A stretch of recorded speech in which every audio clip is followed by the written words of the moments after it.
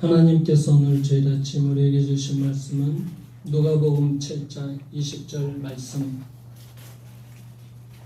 한 목소리로 봉독하시겠습니다. 시작.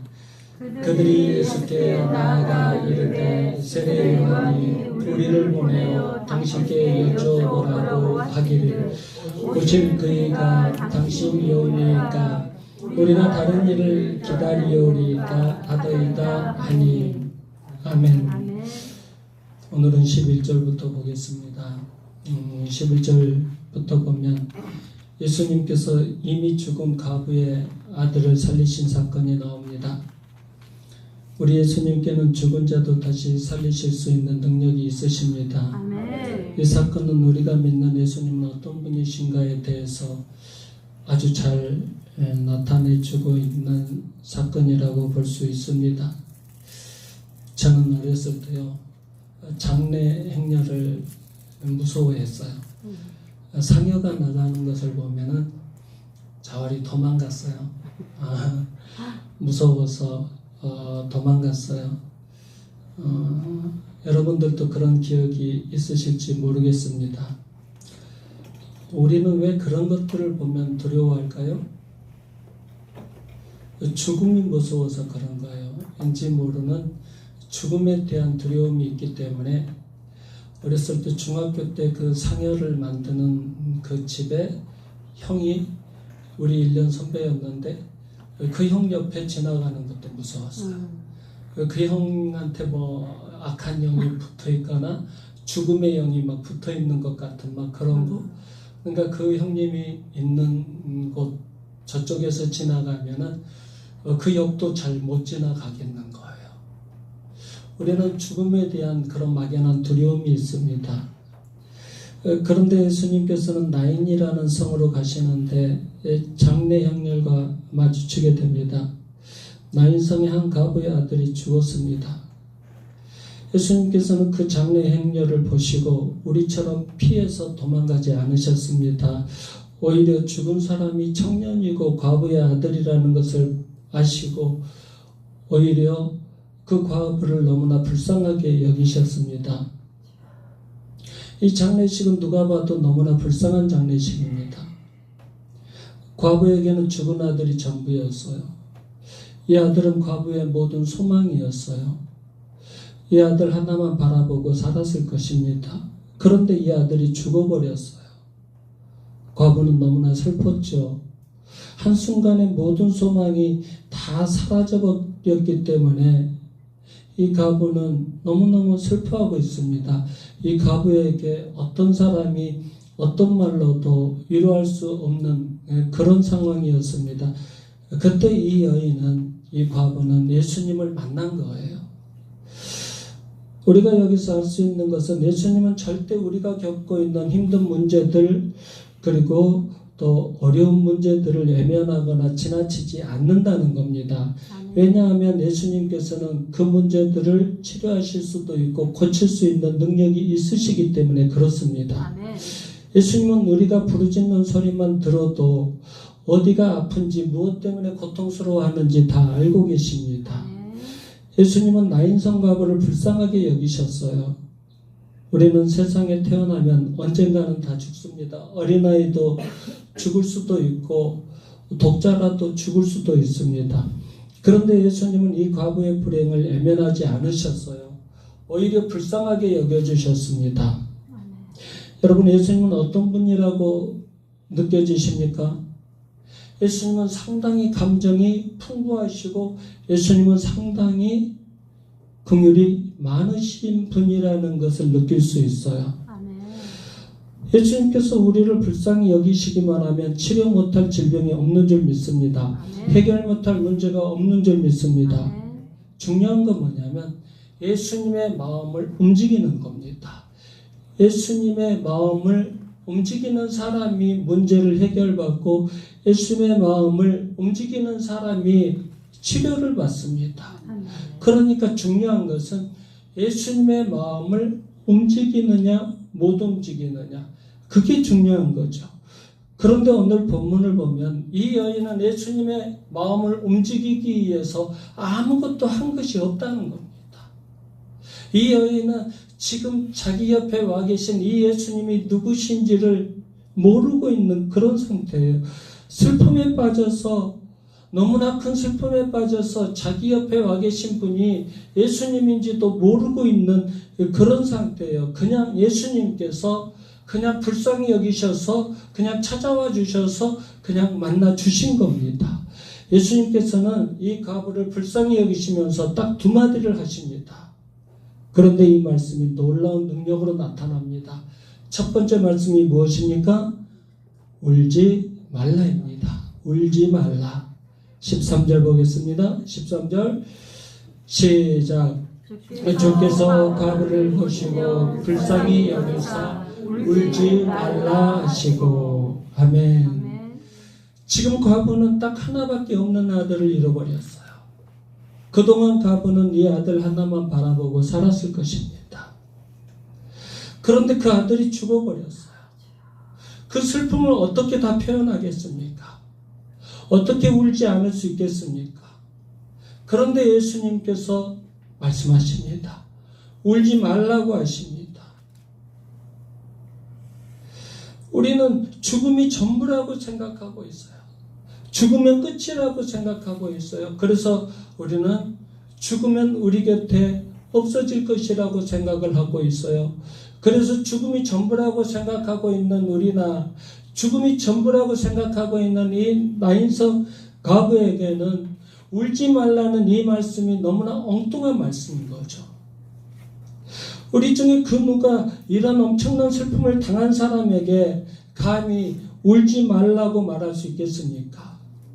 그러면 예수님께서는 왜 울지 말라고 하셨을까요?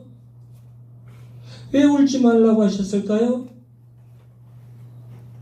그동안 많이 슬퍼했지 않느냐? 그동안 많이 울었지 않느냐?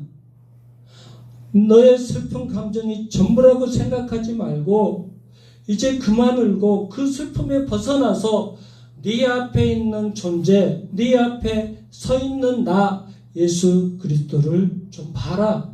그런 뜻입니다. 우리는 때로 우리의 슬픈 감정이 너무나 커서 우리 앞에 서 계신 예수님을 보지 못하는 그런 경우가 너무나 많아요. 우리의 고통이 너무나 커서 우리 앞에 서서 도와주시려고 기다리고 계시는 그 예수님을 보지 못하고 지나갈 때가 너무너무 많아요. 저는 신앙생활하면서 가장 복된 사람이 그런 사람이라고 생각을 해요. 다 문제를 만나거든요. 어느 누구나 문제를 만납니다. 어느 누구나 어려움을 겪고 어느 누구나 질병에 걸립니다. 그런데 그런 상황 속에서 예수님을 볼 수 있느냐, 예수님을 보지 못하느냐, 저는 그게 문제라고 생각을 해요.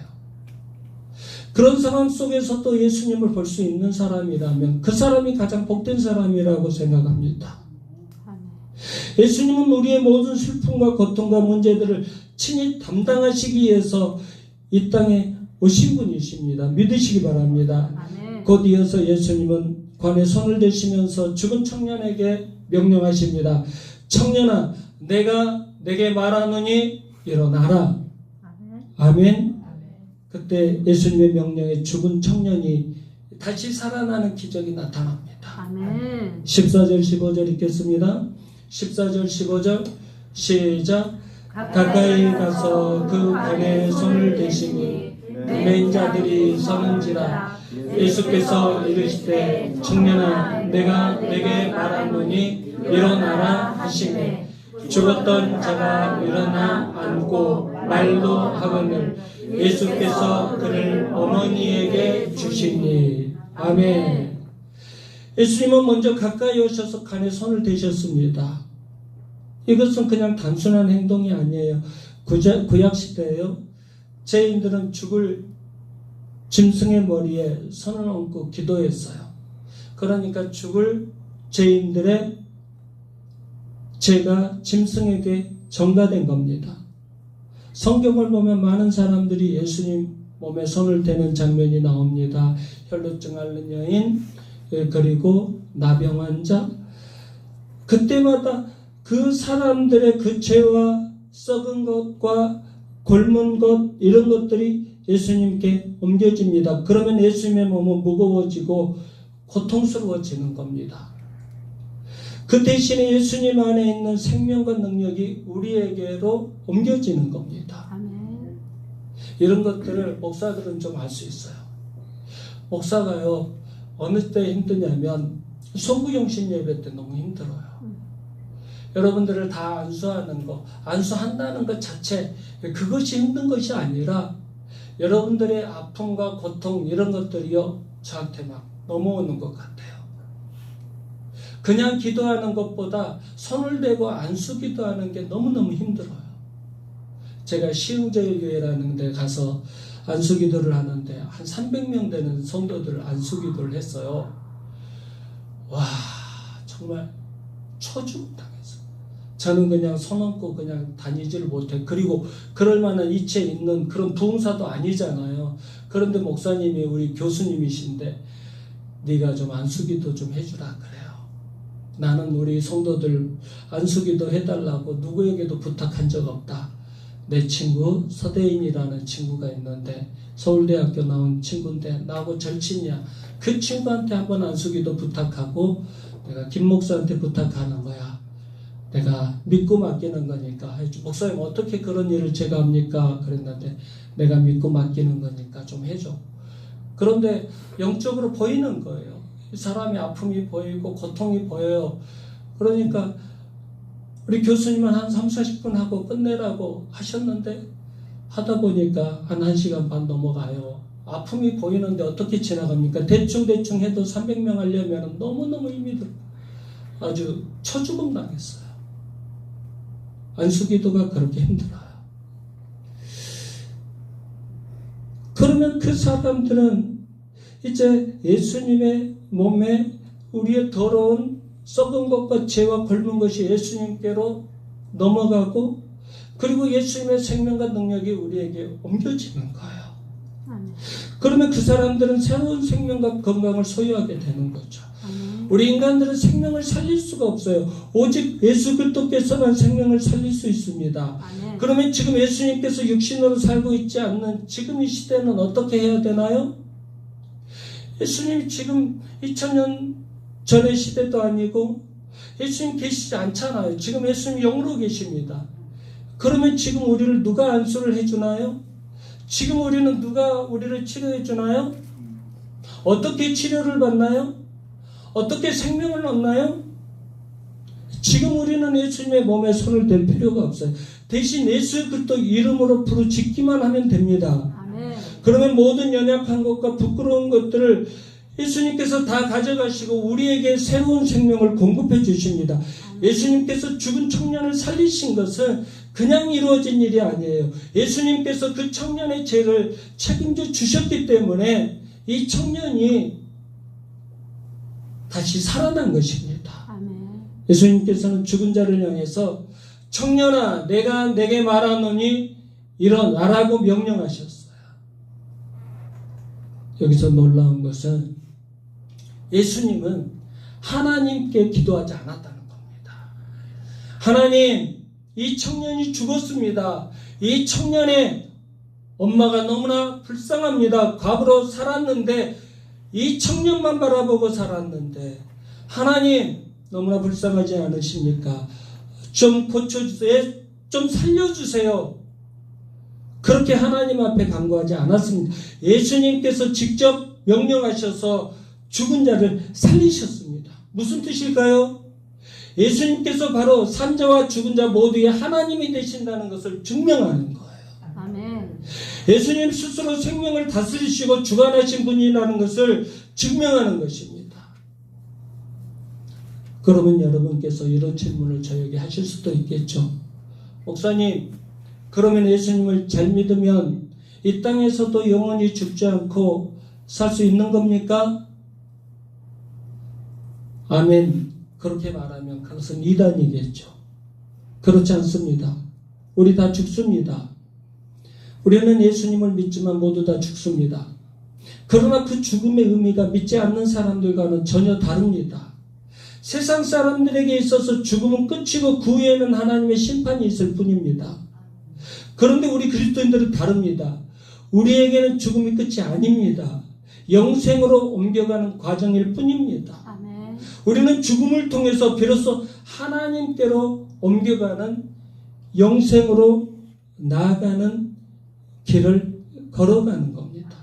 사람들은 예수님의 말씀 한마디로 죽은 청년이 살아나는 것을 보고 큰 충격을 받았어요.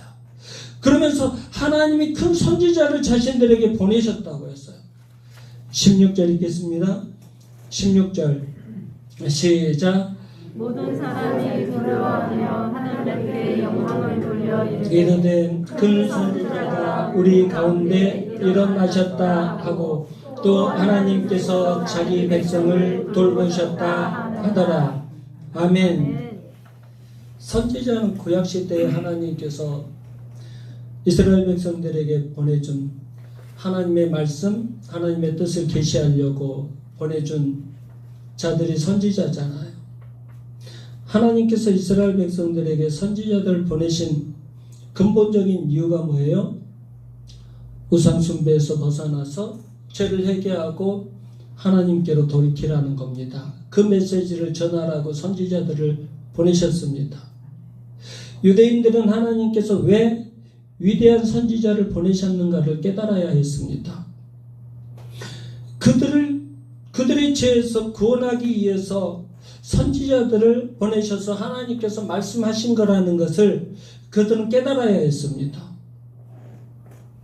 여기서 우리가 깨달아야 될 건 뭐냐면 표적은 어디까지나 표적으로 그쳐야 된다는 거예요. 즉 예수님께서 죽은 자를 살리셨다고 해서 모든 죽은 자를 다 살려야 된다는 게 아니라는 겁니다. 예수님께서 표적을 보여주신 것은 한 사람으로 충분합니다. 이제 그들에게 약속하신 하나님의 아들이 찾아오셨고 하나님의 아들은 그들의 모든 고통을 고치시고 그들에게 약속하신 모든 축복을 부어주실 것입니다. 그런데 그 축복은 우리가 말하는 단순히 먹고 마시고 노는 축복이 아닙니다. 이것은 인간의 모든 절망과 죽음의 원인이 되었던 죄 문제를 해결하고 성령의 능력으로 새로운 삶을 사는 거예요. 이것은 죽은 사람이 살아나는 것보다 더 놀라운 표적이고 더 중요한 일입니다. 18절부터 보면요, 이제 세례요한이 예수님께 질문하는 내용이 나와요. 세례요한은 원래 예수님은 하나님의 아들이라고 증거했던 사람이에요. 오직 예수님만 높여드렸던 사람이에요. 자기 뒤에 오시는 예수님이 참 메시아라고 증거했던 사람이 바로 세례요한입니다. 그런데 세례요한이 예수님을 의심하는 질문을 해요. 감옥에 갇혔을 때 예수님을 의심하는 질문을 해요. 자기 제자들을 보내서 공개적으로 예수님께 질문합니다. 19절 보겠습니다. 19절 시작. 요한이 그 제자 중 둘을 불러 주께 보내어 이르되 오실 그이가 당신이오니이까 우리가 다른 일을 기다리오리이까 하라 하매, 세례요한의 제자들이 세례요한이 감옥에 갇혔을 때 예수님의 사역을 다 보고해 드린 거예요. 그때 세례요한이 제자들을 예수님께 보내서 질문해요. 어떤 질문을 했나요? 오실 그이가 당신이십니까? 우리가 다른 일을 기다리오리이까? 당신이 과연 하나님께서 약속하신 그리스도 맞습니까? 그런 질문이에요. 세례요한이 어떤 분이 어떤 사람이었다고 말씀드렸나요? 세례요한은 예수님을 하나님의 아들이라고 증거했던 사람이에요. 자기 뒤에 오신 메시아가 참 메시아라고 예수님을 이미 증거했던 사람이에요.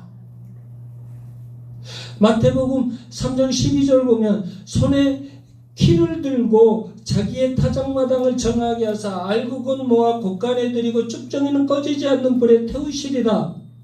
그렇게 예수님을 증거했던 사람이에요.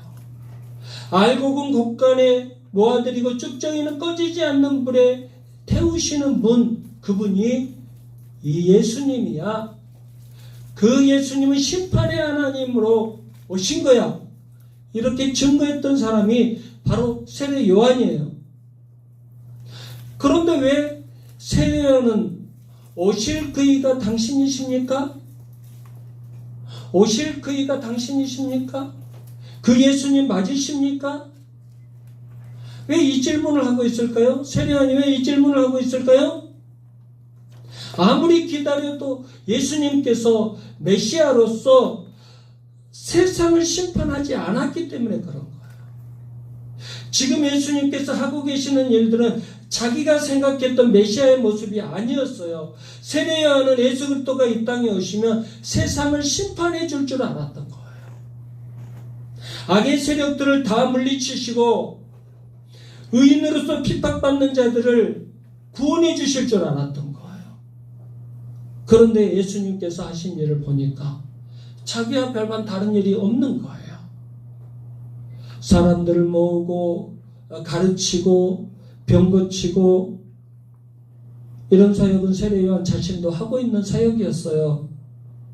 세례 요한이 예수님에 대해 의심하게 된 것은 예수님에 대한 생각을 심판에 집중했기 때문에 예수님을 의심하게 된 겁니다. 구약의 선지자들도 그리스도를 이런 식으로 보는 경향이 많았어요. 앞으로 신적인 능력을 가진 메시아가 오시면 바로 어려움 가운데 있는 자기 백성들을 건지시고 악한 자들을 심판해 주실 것이라고 생각을 했던 겁니다. 이것은 예수님을 잘 몰라서 그랬던 거예요. 멀리서 본 메시아의 모습인 거예요. 그런데 가까운 곳에서 예수님을 직접 만나보니까 그 예수 그리스도는 심판하시는 예수님이 아니셨던 거예요. 세례 요한이 가까이 예수님을 만나보니까 그 예수님은 심판의 예수님이 아니었던 거예요. 심판의 메시아가 아니었어요. 예수님은 바로 심판하지 않으시고 사람들을 만나시고 식사도 하시고 병도 고쳐주시고 사랑과 긍휼이 풍성하신 예수님의 모습으로 살고 계신 거예요. 자신들이 기대한 것과는 너무나 다른 모습으로 사역을 하고 계셔요. 예수님의 직분은요, 세 가지입니다. 왕제사장, 선지자입니다. 선지자, 하나님의 말씀을 선포하고 제자들을 키우시는 사역. 예수님은 선지자로서 세례 요한과 비슷한 사역을 하셨어요. 두 번째는 가장 위대한 직분인 제사장의 사명을 감당하셨습니다. 십자가에 못 박혀 죽으심으로 모든 인류를 대신해서 십자가를 지셨습니다. 만약에 세례 요한이 이 모습을 봤다면 어땠을까요? 더 낙심했을 거예요. 내가 기다렸던 예수가 십자가에서 죽어버려? 내가 기다렸던 메시아가 저렇게 힘없이 죽어버린단 말이야? 이 악한 세상을 심판하지 않으시고 그냥 힘없이 죽어버린단 말이야? 아마 더 낙심했을 거예요. 그 다음은 왕의 직분입니다. 예수님은 죽음에서 부활하셔서 하나님 보좌 우편에 앉으셔서 온 세상을 다스리시고 하나님 나라를 확장시켜 나가고 계십니다. 그러면 세례 요한 같은 위대한 사람이 어떻게 예수님에 대해 의심을 할 수 있을까? 그런 질문이 생기죠. 어떤 사람은 이렇게 해석하는 사람도 있더라고요. 세례 요한이 감옥에 너무나 오래 갇혀서 영적으로 침체가 됐을 것이다. 영적 침체기였을 것이다. 그렇게 얘기하는 사람도 있고, 어떤 사람들은 이 세상의 불의에 대해 침묵하신 예수님 보고 실망했을 것이다. 그렇게 얘기하는 사람도 있더라고요. 그런데 제가 생각하기에는 이것은 어쩔 수 없는 구약적 지식에 대한 한계라고 생각을 해요.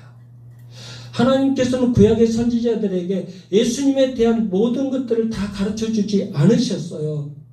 세례 요한도 구약의 마지막 선지자잖아요. 말라기 선지자 이후에 400년 후에 온 마지막 선지자가 세례 요한입니다. 그래서 세례 요한도 구약의 영향을 많이 받은 선지자입니다. 구약의 영향을 많이 받은 선지자였기 때문에 예수님께서 오시는 것은 알았지만 예수님의 구체적인 사역은 다 알 수 없었던 거죠. 예수님은 이렇게 혼란에 빠져 있는 세례 요한에게 세례 요한의 그 질문의 답을 이렇게 설명해 주십니다. 친절하게 설명을 해 주셔요. 21절, 22절, 22절. 시작. 마침 그때 예수께서 질병과 고통과 및 악기 들린 자를 많이 고치시며 또 많은 맹인을 보게 하신지라. 예수께서 대답하여 이르시되 너희가 가서 보고 들은 것을 요한에게 알리되 맹인이 보며 못 걷는 사람이 걸으며 나병한 자가 깨끗함을 받으며 기먹은 사람이 들으며 죽은 자가 살아나며 가난한 자에게 복음이 전파된다 하라. 아멘. 세례 요한이 예수님을 의심하게 된 이유는 지나치게 심판에 예수님에 집중했기 때문에 그래요. 그런데 예수님의 사역은 심판만 있는 게 아니에요. 예수님의 사역 중에 가장 귀하고 큰 사역이 어떤 사역일까요? 죄인들을 구원하는 사역입니다. 아멘. 예수님께서는 선지자 이사야의 글을 인용하시면서 이렇게 말씀하셨어요. 그리스도가 오시면 맹인이 보고 못 걷는 사람이 걷고 기먹은 사람이 듣고 나병한 자가 깨끗해지고 가난한 자에게 복음이 전파된다고 하지 않았느냐? 메시아의 사역은 심판만 있는 것이 아니야. 메시아의 사역은 치료의 사역도 있고 구원의 사역도 있단다. 지금 그렇게 말씀하시는 거예요. 세례 요한도 인간이기 때문에 예수 그리스도의 모든 것을 다 알지 못한 상태였어요. 예수님께서는 악한 자라도 오래 기다려주시는 분이십니다. 마음에 들지 않는다고 그냥 제거해 버리시는 분이 아니에요. 우리는 마음에 들지 않으면 안 만나려고 하잖아요. 그런데 예수님은 그렇지 않으십니다. 죄인 한 사람 한 사람을 무한한 사랑을 가지고 기다려주시고 인내해주시고 구원해 주시는 분이 우리 예수님이십니다. 아멘. 무너진 건물 아래 깔려 있는 사람 보고 포기하는 것은 쉽습니다. 그냥 지나치는 것은 쉽습니다. 그냥 다 덮어버리면 되죠. 그렇죠? 그런데 그 속에 있는 사람 한 사람을 구출해내기는 너무너무 어렵습니다. 콘크리트들을 제거해야죠. 얼기설기 얽혀있는 철근들을 다 잘라서 제거해야죠. 너무너무 어려운 작업들을 많은 시간들을 가지고 해야 됩니다. 그래야 그 속에 갇혀있는 사람을 살려낼 수 있습니다. 여러분, 우리도 이런 인내와 사랑이 있어야 돼요. 이런 인내와 사랑이 없으면 한 영혼도 구원하지 못해요. 그래서 예수님께서는 한 사람을 살리시고 또다시 말씀으로 사람들을 죄에서 돌이키시는 사역을 감당하신 거예요. 예수님은 세상에 두 번 오십니다. 한 번은 오셨죠. 초림의 예수로 아기 예수님으로 오셔서 이 세상 살면서 공생의 사역을 하셨고 그리고 십자가에서 죽으시고 부활하시고 우리에게 주신 게 뭐냐면 복음의 씨앗을 주셨어요. 예수 믿으면 구원받는다. 복음의 씨앗을 뿌리러 오셨고 또 한 번은 이제 심판의 주님으로 오십니다. 영혼을 추수하러 오십니다. 그동안 남은 시간은 다 구원의 시간입니다. 구원의 때입니다. 그 시간을 우리에게 맡기셨어요. 우리 모두에게 그 구원의 시간을 다 맡기셨어요. 지금 우리는 영혼들을 죄에서 구원하는 사명을 맡았다는 것을 명심하시기 바랍니다. 주님의 능력을 힘입어서 복음의 능력으로 영혼들을 살리는 귀한 사명 감당하시길 주님의 이름으로 축원합니다. 기도하겠습니다. 우리의 아픔과 고통과 문제들을 다 알고 계신 예수님 감사드립니다.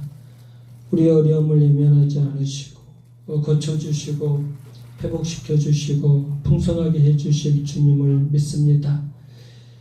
이 시간 아픈 것들을 다 가지고 나왔습니다. 상하고 깨진 것들을 가지고 나왔습니다. 주님, 문제들을 가지고 나와 주님 앞에 겸손히 엎드렸습니다.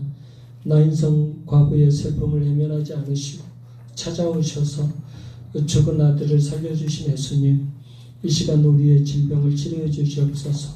물질의 문제, 인간관계의 문제, 가정의 문제 해결해 주실 줄 믿습니다. 무엇보다 죄 가운데 있는 우리가 주님 앞에서 깨끗하게 용서받고 씻음받게 하여 주시옵소서.